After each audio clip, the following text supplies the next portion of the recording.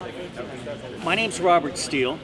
I came up here from Virginia because I regard the New York General Assembly as the center of gravity for the rest of the country. And I believe this particular working group on politics and electoral reform is the center of gravity within the center of gravity. In other words, you have an opportunity here to change the nation.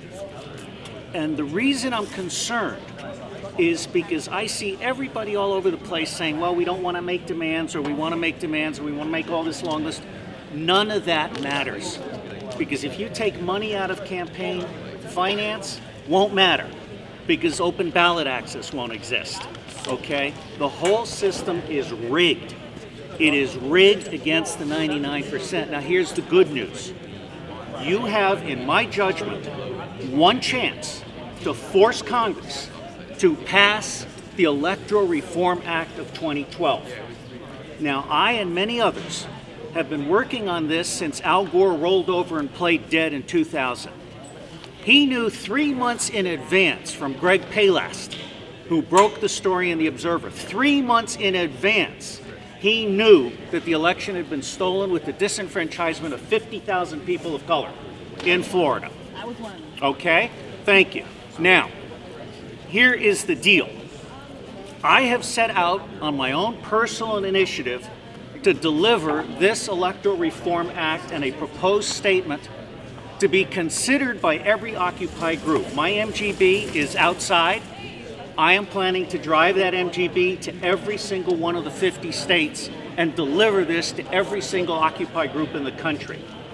This two-pager consists of a proposed statement of demand on this side and an itemization of 11 specific things for the Electoral Reform Act of 2012, which has blended in everything you have talked about to the best of my ability, using Tim's summary. I'm not asking you to accept it. I'm not asking you to agree to anything. I'm just asking you to think about coming forward to the General Assembly of New York in 10 days with a proposal that electoral reform be the singular demand that we can all work on over the winter.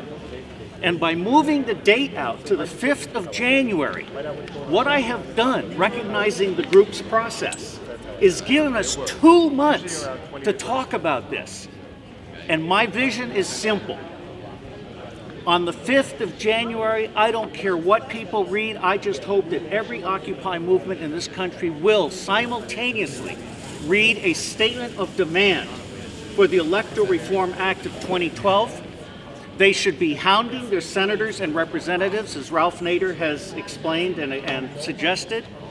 And we should make it clear to them that if this act is not passed by the 15th of February 2012, every senator and every representative will be recalled, impeached, or hounded out of office.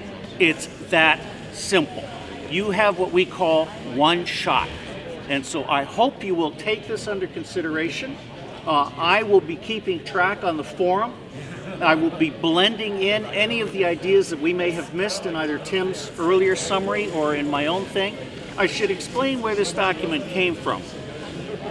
After Gore rolled over, and I was told that Gore was told by Warren Christopher, if you challenge this as being beyond the bounds of reasonable dishonesty, you will never get a corporate speaking fee in your life. This is from someone who was in the room. But if you let it go as being within the bounds of reasonable dishonesty, you will be rich beyond your dreams. Today, Al Gore is worth $100 million. I don't blame Dick Cheney for what came out of Dick Cheney's 23 impeachable acts. I blame Al Gore. He let us all down. So now we know that not only can we not count on the Republicans, we cannot count on the Democrats either. One bird, two wings, same shit. So I don't think a new party is the answer. I think electoral reform with 11 specific conditions, and I was inspired to come up here when I looked at the U.S. Day of Rage page, and I saw that electoral reform was what they were focusing on the 17th of September when I first started paying attention to this group. Now, the U.S. Day of Rage page is not about rage, and it's not about a day. I think it's a very, very fine example to us all. So my bottom line as a 59-year-old guy who's been a spy, who's done it all. I understand that.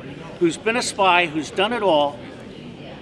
There is exactly one chance that Occupy has in this nation, and that is to focus on one thing that every independent will agree to, every moderate Republican will agree to, every moderate Democrat will agree to, and every member of the 63 parties that are excluded today from ballot access. This is the one thing we can all agree on. And I will end by saying I don't think there's anything wrong with this country that cannot be fixed simply by restoring the integrity of our electoral process. There is nothing wrong with America the Beautiful except the assholes in Congress that need to be flushed down the toilet.